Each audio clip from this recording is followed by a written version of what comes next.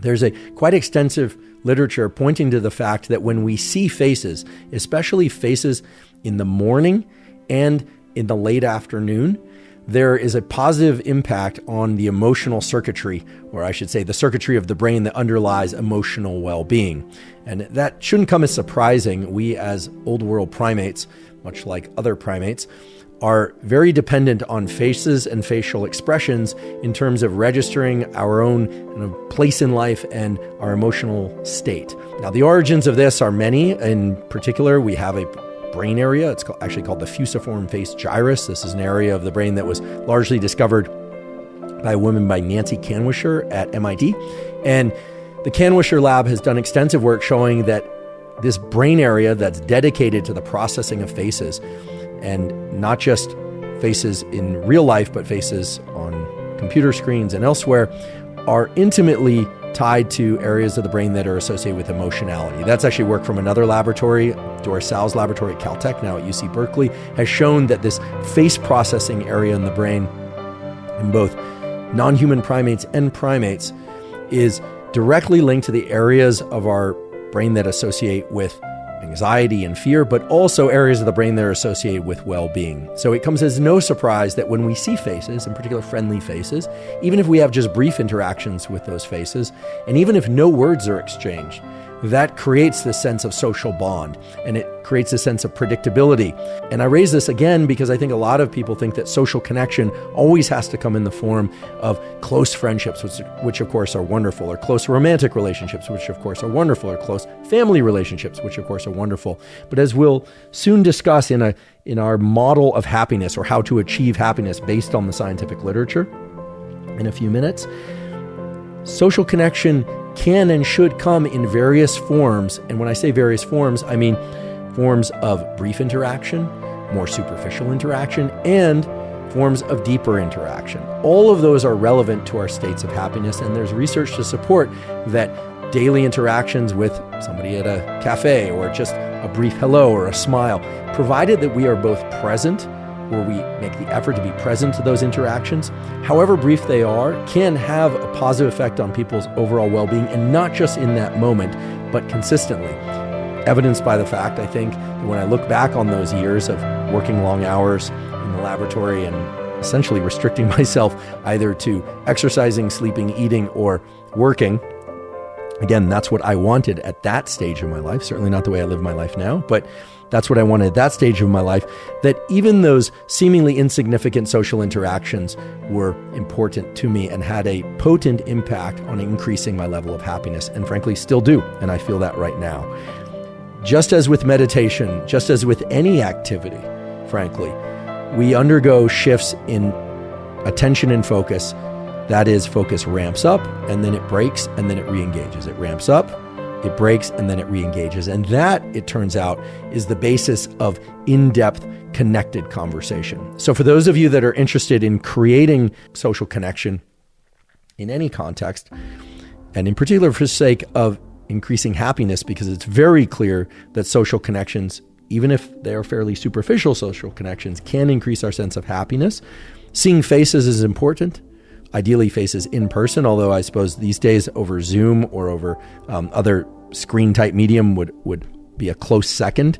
But the point is that if you want to increase happiness, you need to have quality social connections. And if you want to have quality social connections, you need to be present and engage in those social connections. And that requires a viewing of each other's faces, ideally, which is not to say that a phone call or text exchange can't be meaningful, but that faces are really the most powerful way to engage in social contact, and that eye contact, not consistent eye contact, but eye contact of the sort that builds up and then breaks and builds up and breaks across the interaction, is going to be the best way that we are aware of to feel that one had a real connection. This excellent research also points to the fact that another potent way to synthesize happiness, that is to create genuine states of happiness in ourselves, is to leverage the so-called focus system, or rather, I should say, to de-emphasize the tendency of our minds to wander. There's an excellent paper on this, also published in the journal Science. This is now a classic paper. I talked a little bit about it in the episode on meditation, but for those of you that did or perhaps didn't hear that episode, Just want to briefly touch on a few aspects of the paper, and in particular, a few aspects of the paper that I didn't talk about previously. And the title of this paper, again, is very straightforward in terms of telling you what it's about, and that is A Wandering Mind is an Unhappy Mind by Killingsworth and Gilbert. This paper was published in Science in 2010, and we will provide a link to the paper. This is frankly a very interesting paper. This paper involved several thousand subjects, or I should say 2,250 adult subjects. And what they were able to do was to contact these subjects while they were going about living their daily lives and ask them both what they were doing and what they were feeling. Some additional questions that they asked them, but they were able to establish whether or not people were watching television or doing housework or working on a home computer or resting or listening to music, etc., in their natural environment. So this is outside the laboratory. And they were able to assess to what extent those people were happy or unhappy or neutral or had some other emotional state at the time when they were engaging in any number of different activities. And they assessed whether or not those individuals were also focused on or focused away from whatever activity they were engaging in. And the takeaways from this study are many, but for sake of today's discussion, what I think is especially interesting is that regardless of whether or not people were engaging in activities that they enjoyed or not, the tendency for their mind to wander from an activity predicted lower levels of happiness than if they tended to be focused on the activity they were engaged in.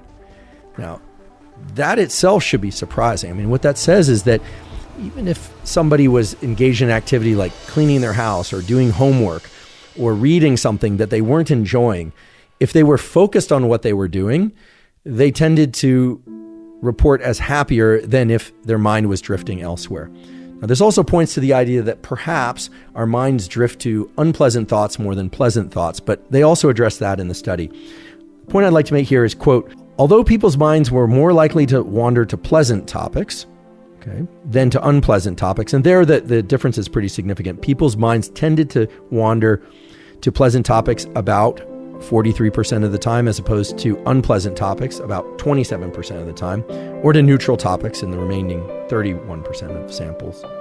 People were no happier when thinking about pleasant topics than about their current activity. Think about that.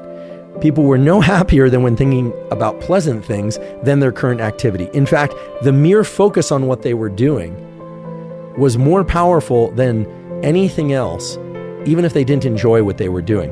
So they go on here to say, quote, although negative moods are known to cause mind wandering, analyses strongly suggested that mind wandering was generally the cause, and not merely the consequence of unhappiness. And so there are a lot of aspects of this study that are worth going into, but the major takeaway, or the one that perhaps we should all be most concerned with, is that when we are not focused on what we are doing, we tend to be far less happy than when we are focused on what we are doing, even if what we're doing is something that we don't deem very pleasant. And certainly if we are engaged in something that we consider very pleasant and we are very focused on, well, then our levels of happiness are the highest. That's sort of obvious. But what this really speaks to is the tremendous power of building our ability to focus on what we're doing and to stay present to what we are doing. Now, this whole notion of staying present is one that itself is a little bit complicated. And in the episode on meditation, I talked a little bit about whether or not it's beneficial to be present to our internal state, or that is our interoceptive state, our feelings of our heart rate and how full or empty our gut feels, or our state of being from our skin inward, or whether or not we should focus on being present to things in our immediate surroundings. Both are versions of being quote unquote present, as you can imagine. But in the one case, we're focused internally. In the other, we're focused externally. And of course, most of the time, it's some combination of the two. But what this study really says is that any practice that can powerfully impact our ability to remain present in the activity we are engaged in, it could even be a phone call, could be texting for that matter, could be social media for that matter, right? We're not placing judgment on the activity here. In fact, what we're really talking about is the enormous happiness increasing value of being present to what we're doing regardless of what we are doing.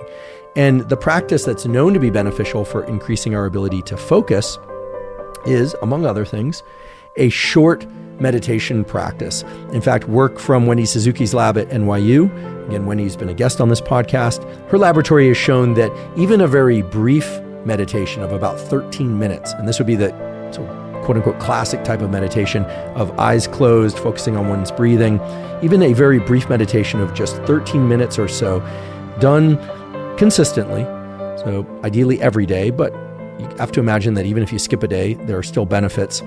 That sort of meditation can greatly enhance one's ability to focus. And in her studies, it was also shown that sort of brief meditation could also greatly enhance mood and sleep and various aspects of cognitive performance. And work from my laboratory in collaboration with Dr. David Spiegel at Stanford Department of Psychiatry has shown that even briefer meditations of even just 5 minutes per day can have fairly outsized positive effects on a number of different parameters as well. Those very brief types of meditations, because they really are focusing, and more accurately, I should say, refocusing exercises, when you do that sort of activity of closing your eyes and forcing yourself to focus and refocus on your breath and internal state, that is directing your perception inward, or if you choose, you could deliberately focus your perception on some external object or sound for that matter.